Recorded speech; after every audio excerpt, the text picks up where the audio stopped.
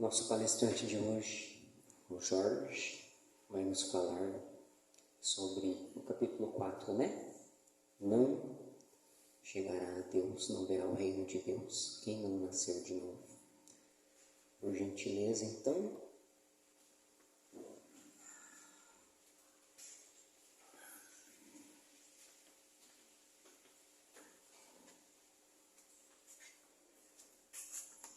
Boa tarde a todos, os nossos amigos de casa, é um prazer vê-los, tê-los conosco.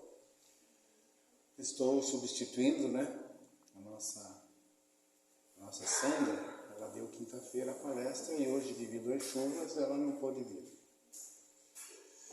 Então esse capítulo é o capítulo 4 que nos fala que ninguém verá o reino de Deus se não nascer de novo. O que isso significa para nós? Ninguém verá o reino de Deus se não nascer de novo. Então vamos fazer uma reflexão. O que é o reino de Deus? O reino de Deus é a fonte da onde nós viemos. Eu sempre falo a vocês que nós somos a expressão humana na forma divina. A pergunta número 1 do Livro dos Espíritos fala que tudo vem dessa fonte primária que originou todas as coisas. Então, o mineral, vegetal, o animal e o humano e os planos angélicos, tudo vem de Deus. Deus é a fonte e para lá nós vamos voltar. Então, para nós voltarmos ao reino de Deus, nós temos que nascer de novo. Mas o que é o fato de nascer? Nascer é uma expressão da forma humana. Nós temos que novamente reencarnar, nascer de novo, para que o nosso processo de evolução se concretize. Porque está lá também no Livro dos Espíritos que o homem, o seu espírito, foi criado simples e ignorante. Então, nós temos um processo de evolução. Como a nossa existência nesse plano, usando um corpo biológico, ele tem um tempo determinado. Ele inicia-se no nascimento e encerra com a morte. Mas, entre aspas, nascer e morrer. Para nós humanos, o nascimento é o início da vida corpórea. E a morte é o término desse período de existência utilizando um corpo biológico humano. Então eu tenho que entender isso perfeitamente. Também tem uma passagem do Evangelho que diz que aquele que não nascer da água, não nascer da água e do Espírito, não chegará ao reino de Deus. A água simboliza a matéria. O nosso corpo, 80%, 75%, 80% é composto de água, que é uma molécula.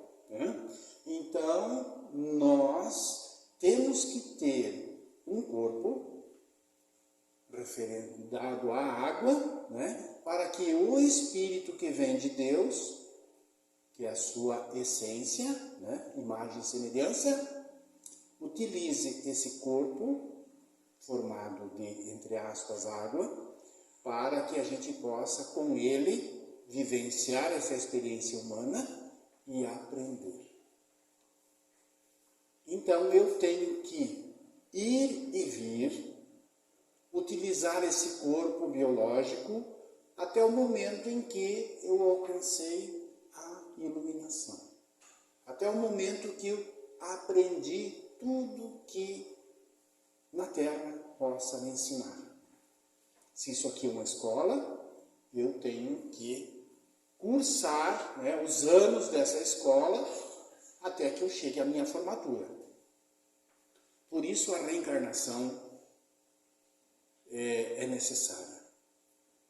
E já lá nos antigos, tempo dos judeus, né, no tempo de Jesus, o povo judeu acreditava na reencarnação, mas não usava essa palavra reencarnação, e sim ressurreição, né? Retornar. Ressurgir significa retornar. Então o termo ressurreição significa retornar à carne, né? Retornar a viver novamente. Esse era o termo. Mas, quando institui-se a religião, optaram por nos dizer, nos ensinar que ressurreição significa ressurgir dos mortos. E para ressurgir dos mortos, necessário que o teu corpo, porque não se concebia ressurgir dos mortos sem um corpo. Então, entendia-se, né, que do cemitério ia ressurgir novamente aquele corpo que lá foi deixado e depositado. Mas como que nós podemos entender isso? Como é que o pó vai se reintegrar novamente à formação dos ossos, formação dos músculos, né, dos órgãos e ressurgir, né, levantar do cemitério aquele corpo que já foi, né, decomposto, porque é um corpo biológico, e ele já se transformou no pó, volte ao pó. Que a terra o dera e o espírito volte a Deus, isso aí está em Eclesiastes 12, né? Então, é impossível nós aceitarmos uma ressurreição dessa maneira que nós fomos ensinados, que o corpo retorna novamente. E tem muitas religiões cristãs que ainda acreditam, né, no dia do arrebatamento, que os corpos ressurgirão dos cemitérios, né, para o juízo final. É meio fantasioso demais, né, para a gente poder aceitar. Então, a doutrina dos espíritos, vejam bem o que eu falo, a doutrina dos espíritos não é a religião espírita. A doutrina dos espíritos nos ensina que a reencarnação é um processo natural e universal para a evolução das espécies, independente de que espécie é, né? Pode ser vegetal, pode ser animal. Então, essa evolução natural, adquirindo conhecimento, consciência, se dá em toda a criação do universo. Desde o mineral até o angelical, né? Tudo é um processo de evolução. E a doutrina dos espíritos, ela se consagra como a terceira revelação por esse motivo, que ela comprova, através da comunicação mediúnica, as informações dos espíritos nos esclarecem sobre toda a filosofia espírita. Então, tudo que tem nos livros da doutrina dos espíritos, não é doutrina espírita, a gente fala às vezes doutrina espírita, mas é a doutrina ditada pelos espíritos através do ato mediúnico que nos deu os 5 livros que a gente estuda aqui. O primeiro deles, o livro dos espíritos, o segundo, o livro dos médiuns, o terceiro livro é o Evangelho, né? O quarto, a Gênese. Então, ele vem, o quinto é obras póstumas, né? Tem obras póstumas e esqueci de mas são as 5 obras de Kardec que foi esclarecido através da comunicação com os espíritos. E lá fala da reencarnação. Então, esse tema, ninguém verá o reino de Deus se não nascer de novo, é em função da reencarnação. Porque, na verdade, a morte é uma morte aparente. A morte não existe. Se a morte existir, ou existisse, era Deus que tinha criado a morte. E Deus não cria a morte. Só que na dimensão espiritual, na dimensão da consciência divina, né? A consciência divina, da onde nós vemos, do eu sou, consciência divina, não existe morte. Existe sim um processo de evolução de todas as formas da criação de Deus, né? Tudo evolui, tudo vai agregando conhecimento, consciência, e a gente vai evoluindo. Então, eu expliquei para vocês a diferença de reencarnação e ressurreição. E a reencarnação, ela acontece pelo fato que temos que evoluir, porque o que nós levamos dessa nossa vida, né? Esse período que a gente nasce e morre, aparentemente que a gente acha que morreu, né? É o conhecimento que a gente vivenciou, o que nós acumulamos com essa experiência humana vivenciada num corpo biológico, utilizando um corpo biológico aqui na Terra. Então, nós, que nem uma criança que vai para o colégio, né? Começa lá no maternal, no jardim, né? Jardim 1, jardim 2, eu nem sei mais como é que funciona essa escala. Depois vem o ensino fundamental, um ano após o outro, vai acumulando o quê?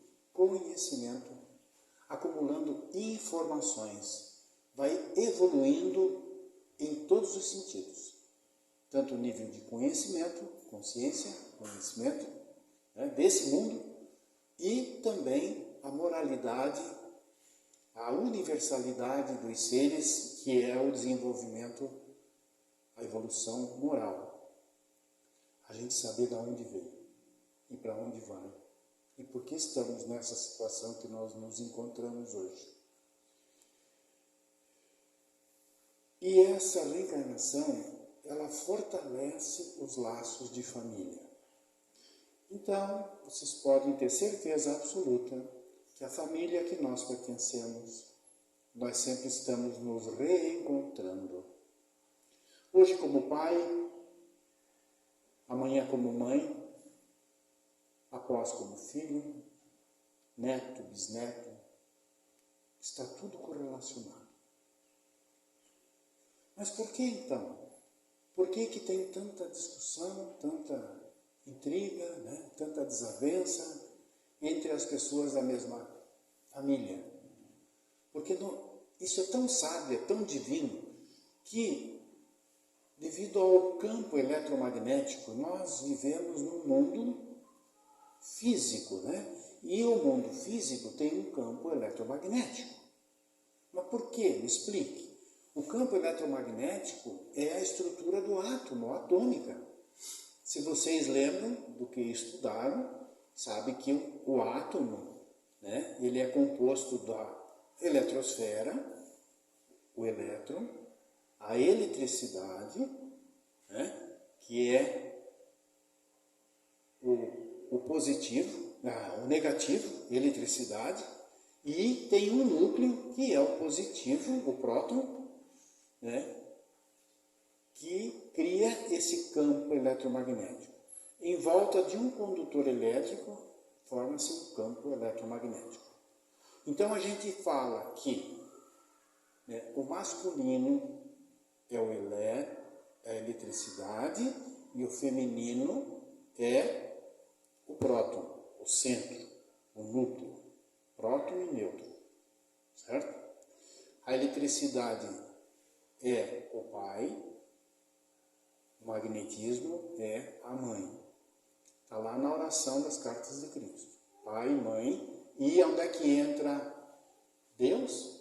Vida. É a consciência, o Espírito de Deus, né, que paira, né, sobre as águas. Lembra lá de Gênesis 1? O Espírito de Deus pairava sobre as águas. A água representa a matéria, o mundo físico que nós conhecemos, e o Espírito de Deus, a consciência, o Espírito, como o próprio nome diz, né, que é o que anima o que dá vida a toda a nossa estrutura. Estão entendendo? Então, o nosso parentesco é por quê? Porque nós criamos atritos por falta de amor incondicional. A gente cria atritos entre as pessoas que convivem conosco. Por isso que as famílias sempre têm os desentendimentos. Tem aqueles que são as ovelhinhas negras, que a gente chama, né? Que não fazem parte do coração daqueles do mesmo grupo. Justamente é uma bênção que é propiciado através do campo eletromagnético, né? Do semelhante atrair o semelhante. E aquele que tem uma diferença torna-se reativo. Que nem você pegar um ímã, né? Os lados opostos se atraem, os contrários se repelem. Mas para haver evolução e haver um processo contínuo de criação, a gente se faz necessário, através da família, de reunir aqueles que a gente convive para poder perdoá-los, para poder amá-los e dar continuidade ao nosso processo de evolução. Porque tudo vai voltar à fonte. Todos nós iremos voltar a Deus. Queira ou não queira, aceite ou não aceite, nós iremos retornar à casa do Pai. E Jesus nos traz isso aí numa parábola do filho pródigo. O filho pródigo pegou a sua herança, e veio reencarnar na terra. Então, ele gastou toda a herança, porque os nossos bens, que a gente acha que é nosso, não é nosso. Nós não temos nada. Nós somos. Tudo que é aqui a gente pensa que é nosso, não é. Porque a gente deixa quando voltar. Então, essa ilusão da posse, da minha casa, do meu terreno, do meu carro, do meu apartamento na praia, da minha fazenda,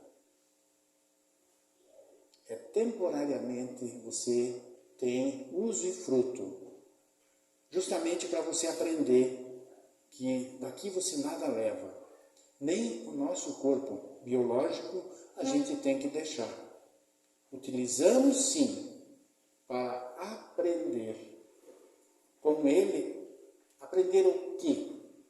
Na verdade, a amar. A você identificar os teus semelhantes como sendo você ele, e ele é você. Porque tudo é de Deus, e nós somos a expressão de Deus na forma humana. Vocês estão compreendendo o que eu estou falando?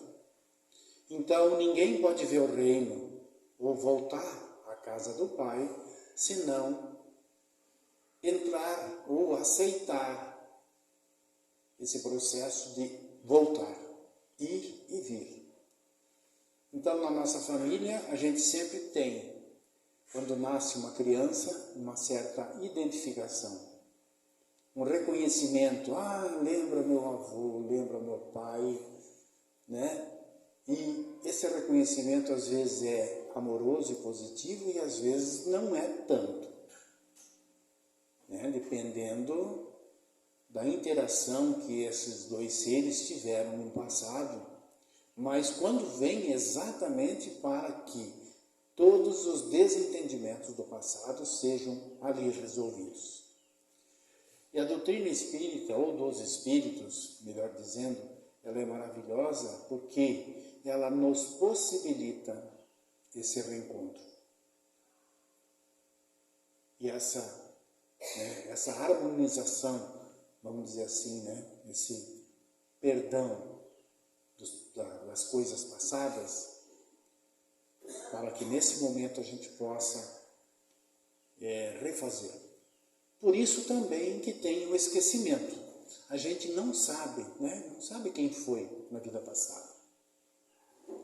Nos é velado de uma maneira inteligente e própria, porque se a gente soubesse que o nosso filho foi aquele que nos causou a morte, né? Ou que o pai abandonou aquela criança,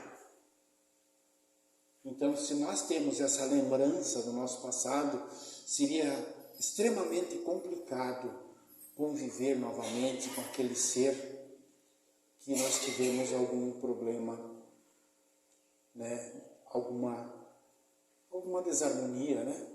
Um inimigo do passado, vamos dizer assim, que a gente soubesse. Então isso é amenizado. Nós temos às vezes uma impressão, né? Essa impressão é uma leve lembrança daquele ser que está conosco nesse momento. Também a reencarnação explica as limitações que o novo corpo biológico possa ter. Aí você entende os especiais, né? Aqueles nossos queridos irmãos que nascem com uma deficiência, né? Que a gente chama de especiais. Por que ele nasceu com essa deficiência? Se Deus é puro amor, é bom e justo, por que aquele irmãozinho que nada fez para ninguém nasce com alguma deficiência, né? Com alguma especialidade, vamos dizer assim, uma necessidade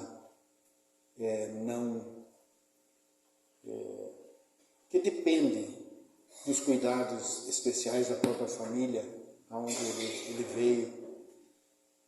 Se Deus é puro amor e justiça, como é que vem alguém com algum problema? Então vejam como tudo é sábio, né? E como tudo comprova que nós nunca morremos e também nunca nascemos e nunca adoecemos. Mas isso na casa do meu Pai. Aqui na terra tem a doença, aqui na terra tem a dor e o sofrimento, aqui na terra tem, apesar, né, que é uma aparência, o nascimento e a morte.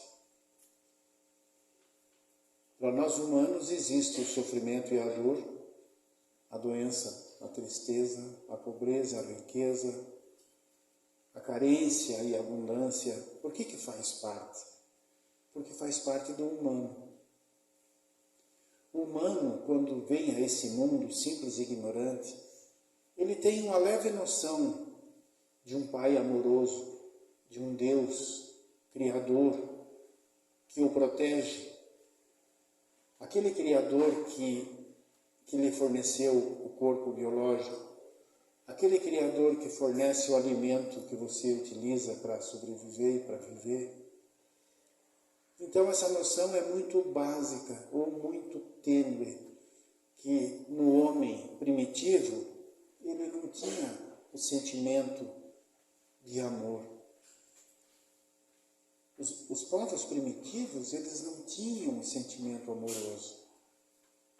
Não vamos muito longe, se nós olharmos os nossos avós e bisavós, por que as famílias eram numerosas? Vocês lembram? 12 filhos, 13, 15, 18. Eu conheci família com mais de 20 irmãos. Por quê? Porque era a força do trabalho. O pai de família era um gerador de mão de obra. E chegava ao cúmulo, se vocês pararem bem, não vão se assustar com o que eu vou dizer. Um pai e uma mãe preferia, às vezes, que morresse um filho do que perder um cavalo. Porque o cavalo era o meio de trabalho, de transporte, era a força motriz da sua lavoura. Precisa uma parelha de cavalos para puxar um arado, para puxar uma carroça. Quando morre um, imagine o baque na produção daquela família, daquele sítio, daquela fazenda. Então, vê o valor dos animais que tinham. Às vezes, inconscientemente, né, fazendo mais falta do que perder um filho dos 20 que tem, os dos 18, que tinha o índice de mortalidade antigamente era muito grande.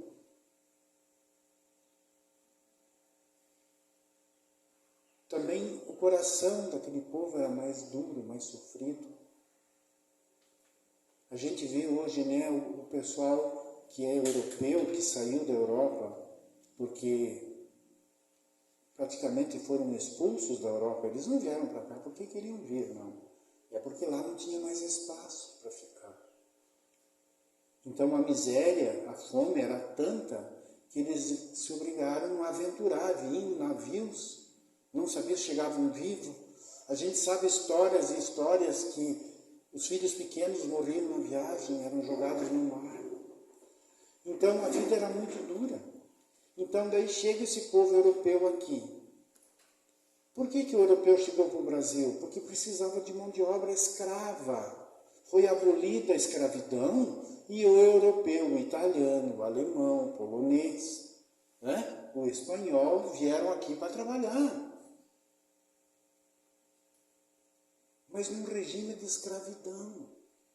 Trabalhar pela comida. Então hoje a gente vê os antigos, né, que não jogam nada fora, que estão cuidando de tudo. Tem artes, vamos dizer assim, são pessoas virtuosas que fazem geleia de morango, de maçã, geleia de tangerina, de laranja. Acham aquilo uma habilidade, mas é porque era necessidade. Se você não fizesse um docezinho de laranja, você comia pão sem doce. Então era um meio de alimentação. A gente conhece a comida polonesa, é borcha, sabe assim, é riquíssima na criatividade. Mas por quê? Porque não tinha comida, você tinha que criar. E os legumes, né, batata, massa, então cria esses pratos maravilhosos, mas foi em função tudo da necessidade. Então esse lado amoroso, emocional, apaixonado, era muito pouco. Os casamentos eram por conveniência. Eu tenho na minha própria família, eu tenho uma tia que ela era apaixonada por um senhor que veio de fora. Veio um doente de Joinville para se tratar em Campo Alegre. Eu sou de Campo Alegre. E lá tinha uma fama de ar puro, clima da serra, ótimo para a saúde. Então veio um senhor lá de Joinville para se tratar em Campo Alegre. E essa minha tia, que era irmã da minha avó, uma tia da minha mãe, essa minha tia, com 14 anos, se apaixonou. Eles se apaixonaram, os dois. Mas como é que a minha bisavó ia deixar a filha casar com um cara com tuberculose? Conclusão, ela se matou com 15 anos. 15 anos ela se matou. E o pretendente dela se curou. Tanto é que foi um desembargador aqui no estado. Nem vou citar nome porque, né? Era Dr. Francisco, o nome dele é Francisco. Ele foi um desembargador. E o povo era tão, a minha bisavó era tão amorosa, não é o termo, é o contrário. Ele deixou uma carta para ela. A filha que matou-se deixou uma carta de amor para esse Francisco. E a minha bisavó velhinha, ela morreu com 90 anos. Esse desembargador veio de Florianópolis especialmente pedir para entregar essa carta. E ela não entregou. Então você veja como eram os corações meio endurecidos.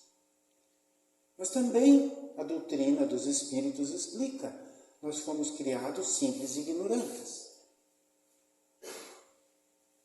Então é difícil de uma mãe compreender o amor de um filho, de uma filha, que às vezes abre, né, aceita um casamento, normalmente interfere, como aconteceu nesse caso, e chegou ao cúmulo dessa minha tia se suicidar. Isso que eu estou contando, vocês devem conhecer, que deve ter muita história parecida né?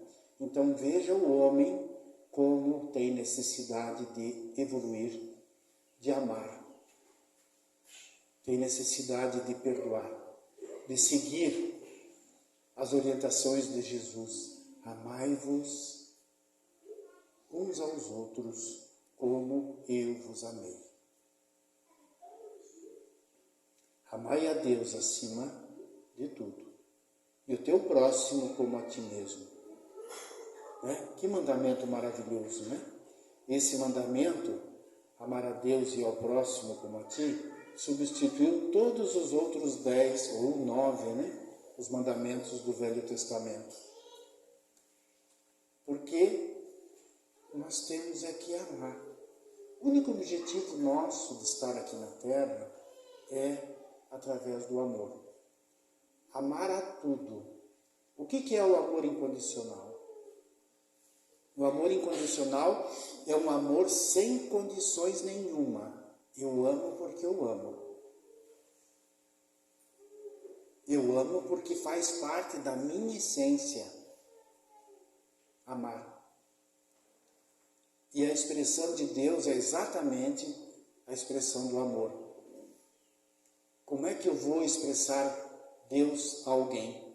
Amando, perdoando as suas ofensas, compreendendo o seu nível de entendimento, de compreensão que ele tem, né, na vida, não querendo, né, fazer dele que ele pense igual a mim, não, cada um é cada um, eu tenho que entender o pensamento e as ações de cada um, porque a gente primeiro pensa, depois age. Só que um ser, quando começa a alcançar a iluminação e começa a se desenvolver espiritualmente, ele pensa, passa no coração, para depois ir para a ação. Então, essa maneira de pensar, peneirar, né, para ver se não vai prejudicar ninguém, se é bom para todos. As 3 peneiras, lembra?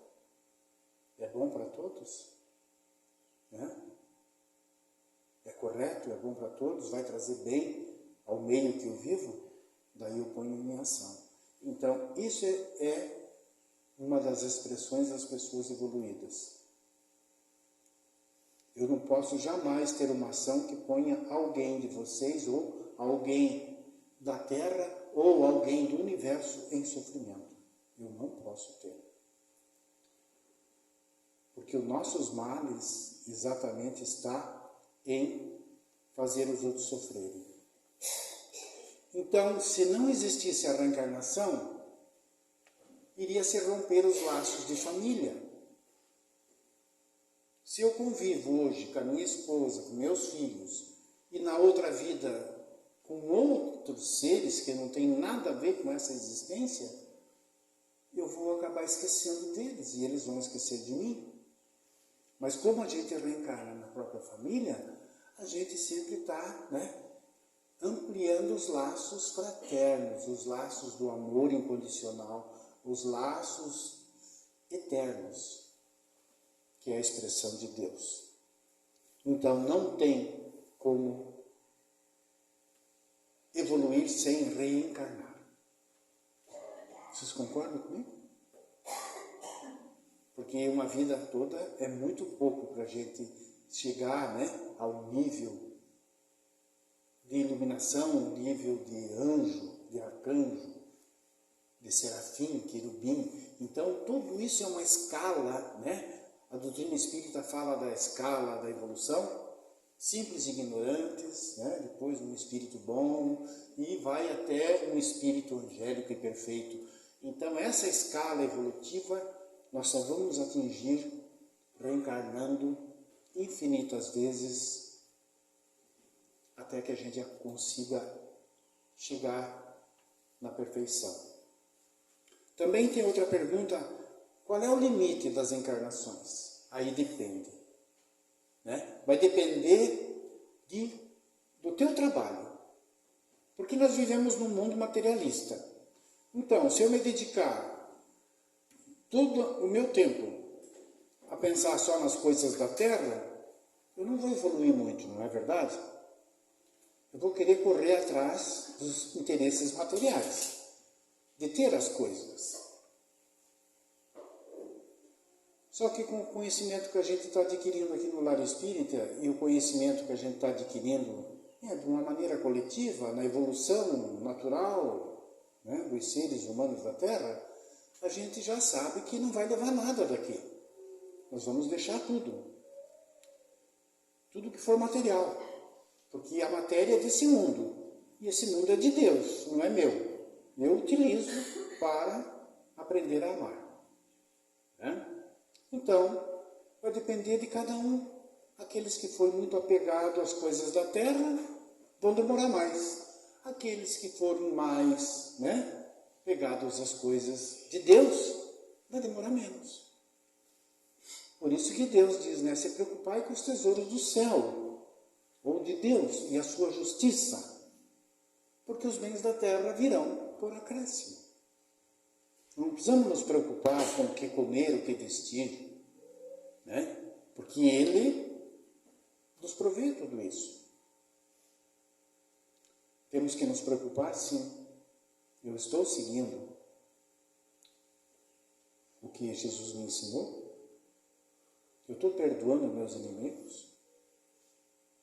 Eu estou amando a mim mesmo para poder amar o meu próximo? Eu estou me conhecendo cada vez mais para reconhecer Deus em mim? Onde é que eu estou procurando Deus? Jesus falou, vós sois Deus. Conheça-te a ti mesmo e verás Deus. O nosso Criador, a nossa fonte. A fonte de todo ser. Da onde tudo veio. O princípio inteligente que formou todo o universo. Os multiversos. Tudo que existe, existiu e existirá. Então, se eu trabalho 8 horas por dia, e as outras 8 eu fico pensando em como ganhar mais dinheiro, então eu vou demorar muito tempo para evoluir. Mas eu vou evoluir. Nem que demore mais 1000 anos, 10.000 anos, 1 milhão de anos. Esse nosso tempo é relativo, porque faz parte desse mundo. Lá não existe tempo. Lá não existe passado, presente. Passado e futuro, só tem o presente. Então, nós estamos nessa condição que rege o planeta da Terra, o planeta Terra. Então, a encarnação é necessária para que a gente evolua, para que a gente tenha uma nova oportunidade de crescer, de aprender, de conhecer-se, para que eu possa retornar à casa do meu Pai. Como diz o capítulo anterior, há muitas moradas na casa do Pai. E essas moradas é cada um de nós. Cada um de nós está num nível de compreensão e de entendimento. Cada um de nós é uma morada do Pai. Porque Ele está em mim. Eu sou Ele. E eu e Ele somos um. Então, eu tenho a eternidade para descobrir essa simples verdade. Aqui tem as passagens de Jesus, Marcos, Lucas, que comprovam. Isso está no Evangelho segundo o Espiritismo, comprovando a reencarnação, Nicodemos e Jesus. A passagem lá onde fala de João Batista, que já veio, que foi Elias, e ninguém o reconheceu. Então, o ser humano depende de um processo muito grande de compreensão e de ensinamentos. Mas o nosso Evangelho está recheado de provas da existência da reencarnação. Esse capítulo é muito longo.